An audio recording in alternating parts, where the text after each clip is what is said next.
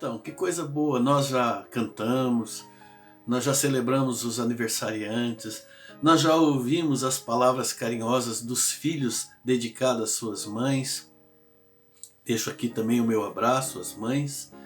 E agora, neste momento, nós voltamos o nosso coração ao Senhor para estudarmos, para refletirmos, para ponderarmos na palavra dele e deixar também que ele fale aos nossos corações. O texto que eu trago para a nossa reflexão nessa noite está no Evangelho de João, capítulo 19, versículo 25 ao 27. Quero ler com vocês. E junto à cruz estavam a mãe de Jesus, a irmã dela e Maria, mulher de Cleopas, e também Maria Madalena. Vendo Jesus a sua mãe e junto dela o discípulo amado, ele disse à sua mãe: Mulher, eis aí o teu filho. Depois olhou para o discípulo e disse: Amigo, eis aí a tua mãe. E dessa hora em diante, o discípulo tomou Maria para si e levou para sua casa. Vamos orar?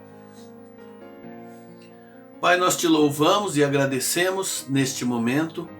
Pedimos a bênção do Senhor sobre a vida de cada um daqueles que me ouvem, que eles possam ser iluminados pelo teu Santo Espírito, que essa palavra não seja apenas mais uma palavra, mas seja de fato a palavra do Senhor, falando ao coração deles, assim como tem falado também ao meu coração. Peço que o Senhor abençoe cada um de nós, ao ouvirmos esta mensagem, ao refletirmos nela. O teu Santo Espírito tenha liberdade plena de tocar a nossa vida, de nos levar àquilo que o Senhor deseja nos ensinar através desse texto. É o nosso pedido e a nossa oração em nome de Jesus. E o tema que eu trago para a nossa reflexão essa noite é: nunca deixa de amar quem tudo deixou por tanto amar. Complicado, mas é para ser complicado mesmo. Uma retórica é expediente que eu estou usando, trazendo para vocês uma retórica com o objetivo não apenas de explicar o que eu quero falar, mas de levar você a refletir naquilo que eu quero falar. Jesus usou isso muitas vezes no seu ministério. Usou a retórica para fazer com que as pessoas analisassem, chacoalhar a mente dos seus ouvintes, para que eles tivessem uma percepção maior, mais profunda dos temas que ele estava apresentando. Numa ocasião, Jesus disse: mais bem-aventurado é dar do que receber. Eu podia pensar, mas como assim? Perder é melhor do que ganhar? Mas se a gente refletir bem, a gente vai perceber o que ele está falando, que é melhor mesmo. Num outro momento, Jesus disse que quem quiser salvar a própria vida vai perdê-la. Mas quem tiver disposição de perder a vida por amor dele, vai ganhá-la. Isso é retórica, mas é verdadeiro. Uma outra hora, Jesus disse que quem quer ser grande, quem quiser ser o maior, tem que ter disposição de ser servo de todos, tem que servir a todos. E que os primeiros serão os últimos. A retórica também. E disse ainda que não existe profeta sem honra senão na sua própria casa. Puxa vida, a honra devia começar em casa, mas ele está dizendo: não existe profeta sem honra senão na sua própria casa e na sua própria terra. Mas eu acho que a retórica mais difícil da gente entender e colocar em prática foi aquela que Jesus fala em Mateus capítulo 19, 29, porque traz um abalo no coração da gente. Quando ele fala: todo aquele que tiver deixado casas, campos, irmãos e irmãs, pai, mãe, filhos, a quem tanto ama, por causa do meu nome, vai receber 100 vezes mais e vai herdar a vida eterna. É por isso que eu estou trazendo essa retórica aqui, esse tema controverso, para reflexão nossa nesse domingo do Dia das Mães. Nunca deixa de amar quem tudo deixou por tanto amar.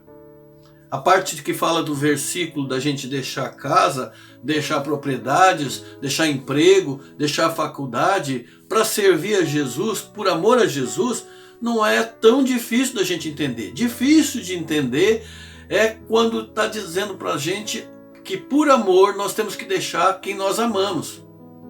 Isso é difícil. Deixar pai e mãe, dizer adeus para a família, dizer adeus para os irmãos e irmãs, ter que dar um beijo de despedida num filho, numa filha, porque Deus chamou a gente para um trabalho distante, porque nós podemos estar perto mais. Isso é muito difícil.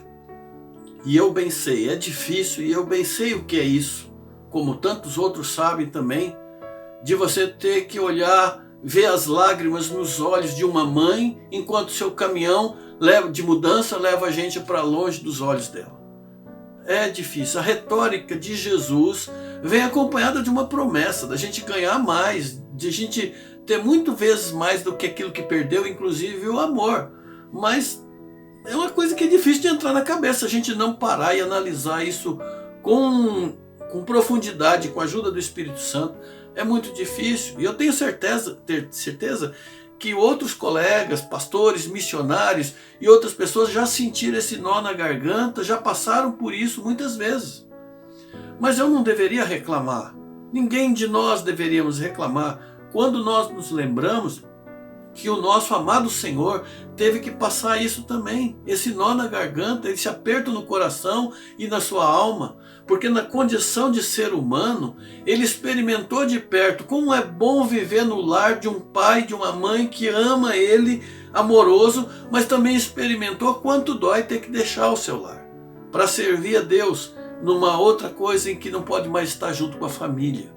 Porque por 30 anos Jesus esteve vivendo sobre o mesmo teto de Maria, de José, dos seus irmãos. E ele lá permaneceu até que Deus o chamou e o convocou para aquilo que ele veio fazer nesse mundo. Havia chegado a sua hora, Deus o convence disso. E eu imagino que deve ter sido difícil aquele dia em que Maria tinha preparado um jantar gostoso para esperar seu filho chegar da carpintaria e aí poder ter um momento de comunhão e bater um papo gostoso como fazia dia a dia, mas percebe que o filho está diferente, que seu olhar está merejando, que está com a voz embargada e ele tem que chegar para a mãe e dizer: mãe, chegou a minha hora da partida. Meu pai que está no céu me mostrou que agora é a hora de eu deixar você, deixar a nossa casa e partir para a missão para a qual eu vim fazer. Não deve ter sido fácil para Jesus, mesmo ele sabendo que é para isso que ele veio aqui, mas ele tinha aquele vínculo de 30 anos vivendo ao lado da sua mãe. Agora imagina para ela, no seu olhar, na sua despedida daquela mãe, quando o filho está partindo, e saber que daquele dia em diante ela teria que amar o filho à distância, que ela ia ter que disputar a cotovelada com a multidão para poder ver o filho de longe, que quando soubesse que ele está num lugar tinha que mandar chamar porque não dava para entrar na casa que estava cheio. E a Bíblia fala de muitas e milhares de mães que viveram situações difíceis assim também. Lembramos do caso de Raquel, quando o filho foi levado para o Egito. É claro que Deus tinha um propósito na vida daquele menino, ele se tornou primeiro-ministro, ele salvou a vida de milhares de milhões de pessoas através da estratégia da seca e de guardar o alimento. Mas quem é que ficou para enxugar as lágrimas daquela mãe quando perdeu o filho?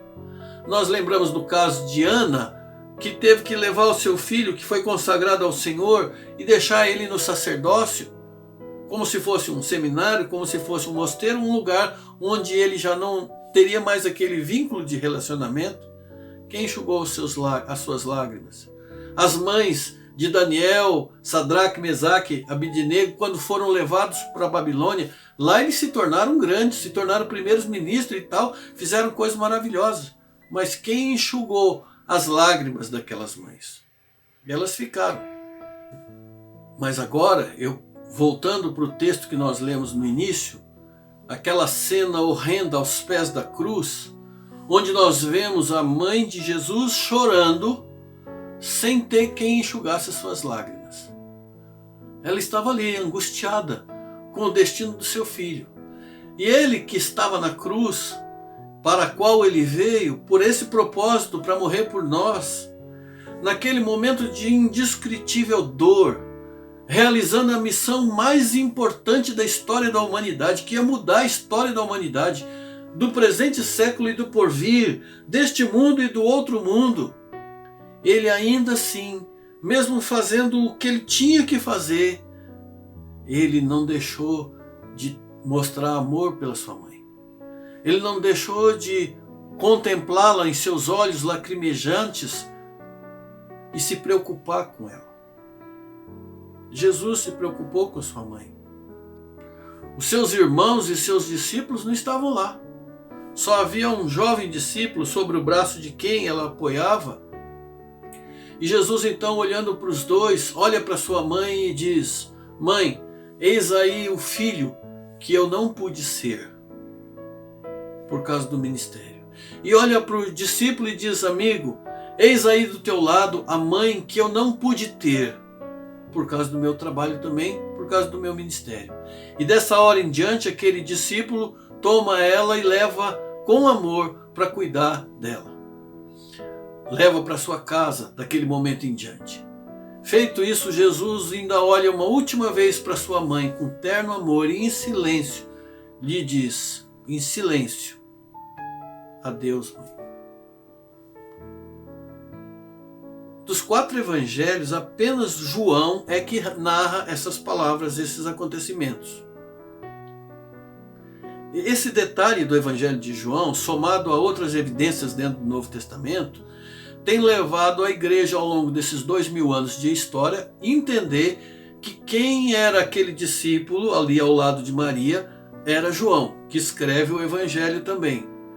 E essa percepção fica ainda mais evidente quando nós nos lembramos que Jesus tinha um círculo de discípulos mais chegados que esteve com ele no Monte da Transfiguração, que esteve com ele em vários outros episódios diferentes dos outros, mais próximo, que era Pedro, Tiago e João. O Tiago não podia ser que escreveu essa epístola ou que estava ali ao lado. Ele porque tem que ser quem escreveu o Evangelho. Tiago morreu no ano 44 depois de Cristo por ordem de Herodes, foi decapitado. Então não pode ter sido ele. O Pedro morreu 30 anos antes do Evangelho de João ser escrito. O Evangelho de João foi escrito no final do 1º século da era cristã. Então sobra João, o discípulo amado, porque ele viveu até o início do 2º século da era cristã. E vai lá no final do 1º século, quando ele escreve o livro de Apocalipse.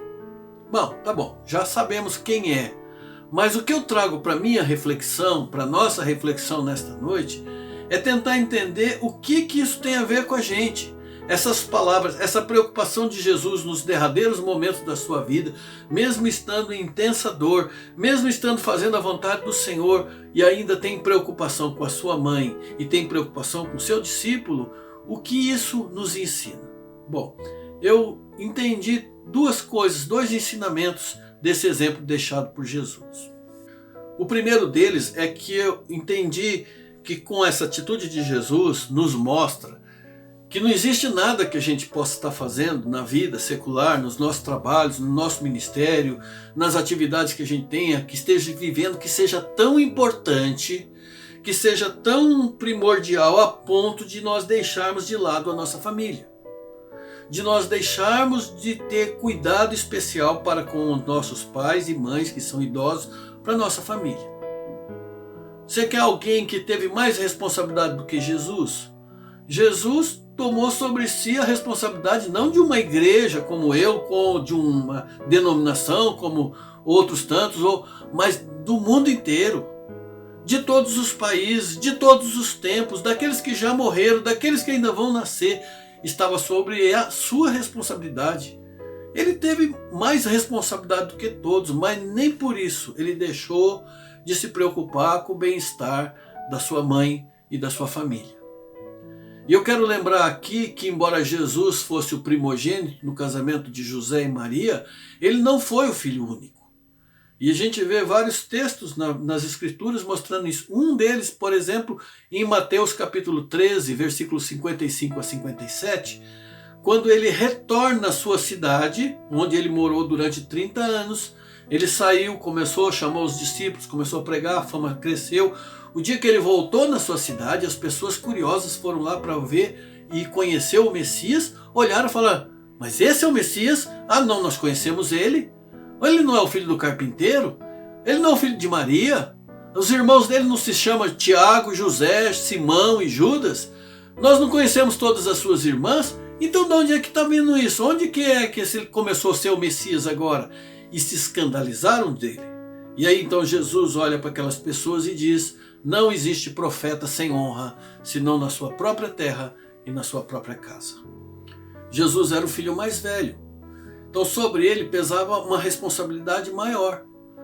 Quando José faleceu, e tudo indica que ele tenha falecido anos antes de Jesus começar o seu ministério, ele assumiu a responsabilidade pelo seu lar, porque ele tinha um comportamento exemplar como filho. Aliás, sempre teve, desde a infância.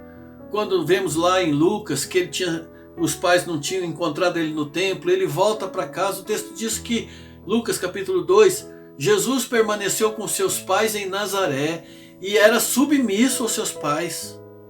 E estava crescendo em sabedoria, estatura e graça diante de Deus e diante dos homens. O comportamento dele, as atitudes dele, fazia com que ele ganhasse cada vez mais mérito aos olhos de Deus e aos olhos das pessoas por causa da sua integridade.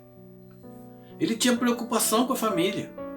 E até nos momentos finais da sua vida nós vemos isso nele, preocupado com a família, com o bem-estar da sua mãe. E essa tem sido a experiência de centenas de outros filhos amorosos que precisaram deixar os seus pais, deixar sua família para iniciar uma carreira, para servir ao Senhor numa causa humanitária, como missionário, como pastores. Esse é o tipo de amor que a gente vê em Jesus. Ele manifestando ali na cruz o desejo de providenciar os cuidados necessários para sua mãe quando ele já não podia mais ter. Porque ele não ia estar mais aqui. Mas ele está no céu. Claro, lá do céu ele poderia providenciar o necessário, não ia faltar comida, não ia faltar agasalho. Mas uma mãe que perde um filho não precisa só de arroz e feijão. Não tem nada que consola o coração de uma mãe quando perde um filho, ou porque ele partiu para longe, ou porque ele partiu dessa vida. A não ser o nosso cuidado, o nosso carinho, a nossa atenção, a nossa solidariedade, a nossa ligação. Está junto. Ameniza. Nada vai substituir o lugar de um filho que se foi. Mas a amizade, o amor de outros que a cercam, isso ajuda muito. Por isso, se algum de vocês ainda tem pais e mães, aproveite para estar junto, para ligar, para fazer esse presente na vida deles, porque choram por você, porque amam você. E cuide dos seus pais, cuide da sua família, zele pelo bem-estar, não deixe faltar amor, que é necessário, e nem nada que é necessário para uma vida digna, o que é necessário para o dia a dia. E por mais cuidadoso, e por mais ocupado, e por mais envolvido em responsabilidades, por maiores que sejam as responsabilidades que você tenha, nada disso impede você ou tira de você a responsabilidade de ser um filho amoroso, de ser um pai amoroso, de ser um irmão amoroso, de estar ao lado da sua família, de zelar pela sua família. Isso me leva a um segundo aprendizado, com esse exemplo de Jesus. Porque com a atitude de Jesus eu entendo melhor a responsabilidade que eu devo ter com a minha família, não só na perspectiva física e material, mas espiritual, do cuidado espiritual. Espiritualidade Jesus tinha de sobra como homem. Ele chegou no ápice da sua espiritualidade quando ele entregou a sua própria vida na cruz para cumprir a vontade do seu Pai. Mas ele se preocupava com a espiritualidade da mãe dele também. Ele se preocupava com os seus irmãos. O papel de provedor no lar, Jesus cumpriu bem, enquanto os irmãos ainda eram jovens. Depois que eles cresceram, Jesus começou o ministério e saiu para pregar. Eles cuidaram da mãe. E ele tinha certeza que eles não iam deixá-la desassistida depois da sua partida. Mas ele também se preocupava com o bem-estar espiritual da sua casa.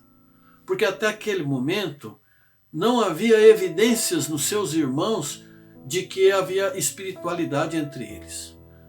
Basta lembrar que durante o ministério de Jesus, ele teve momentos difíceis com seus irmãos na relação com rejeição, com hostilidade, com zombaria dos seus irmãos que não acreditavam nele. Então, João escreve no evangelho dele, no capítulo 7, versículo 5, que nem mesmo os irmãos de Jesus acreditavam nele. Depois da ressurreição, isso mudou de figura. Os irmãos passaram a fazer parte do grupo dos apóstolos. Eles são citados por Paulo estando juntos. No Pentecostes eles são citados estando juntos. A gente vê que Tiago e Judas, dois irmãos de Jesus, se tornaram líderes na igreja, se tornaram escritores. Mas até aquela hora, até aquele momento da cruz, não tinha mudança neles. Então Jesus estava preocupado com o bem-estar espiritual da sua mãe. Por isso ele preferiu confiar esses cuidados, esse tipo de cuidado, a um irmão na fé do que aos irmãos na carne. Porque ele teria mais tranquilidade naquele momento final. E ele olha então para sua mãe e diz: eis aí o teu filho. E olha para o amigo e diz: eis aí a tua mãe. E essa fala de Jesus nem deveria espantar a gente, não. Porque Jesus já tinha falado isso antes. No momento em que que ele estava numa casa cheia de pessoas e a sua mãe e seus irmãos estiveram do lado de fora chamando para falar com ele. Capítulo 12 do Evangelho de Mateus, versículo 50, diz assim: eis que estão aí fora a tua mãe e teus irmãos e procuram falar contigo. Jesus então respondeu ao que lhe falava: quem é minha mãe? Quem são meus irmãos? E olhando para todos os que estavam ao redor e aponta para os discípulos, diz: eis aí a minha mãe e meus irmãos, porque todos aqueles que fizerem a vontade do meu Pai que está no céu, esse é meu irmão, minha irmã e minha mãe. Nós estamos falando de um filho, como nós somos filhos também. Um filho que foi muito amado pelo Pai que está nos céus. Deus, em 2 ocasiões, pelo menos, apareceu com voz audível, dizendo: tu és o meu filho amado, no qual meu coração se alegra. Jesus era o filho amado do Pai que está nos céus. Mas Jesus também foi o filho amado daquela mulher que foi usada por Deus para criá-lo com tanto amor. As suas últimas palavras na cruz mostrou que ele também era o filho amado daquela mulher. O mérito da nossa salvação é exclusivamente de Jesus. Ele nos deixou este presente com a sua vida, com o seu sacrifício. Mas ele nos deixou também um exemplo e uma motivação para que sejamos bons filhos e cuidemos bem dos nossos pais, da nossa família, lutando não apenas por aquilo que é terreal, passageiro, mas por aquilo que é eternal, eterno e que tem maior valor. Então faça isso, meu irmão e minha irmã. Faça isso, você que me ouve nesta hora. Cuide bem da sua família. Cuide bem dos aspectos materiais, da assistência, do cuidado, dos conselhos, mas também cuide da espiritualidade, para que tenhamos a possibilidade de vivermos eternamente juntos na presença do Pai. Que Deus possa abençoar a sua vida, a sua família, abençoar as mães que aqui estão, que Deus possa lhe dar uma recompensa que filho nenhum, que pai nenhum, que ninguém consegue, que somente o Senhor pode dar, por todo o amor, por todo o carinho, por toda a dedicação que vocês têm devotado aos seus filhos. Esse é o ministério que Deus confiou em suas mãos e vocês fazem muito bem. Deus abençoe.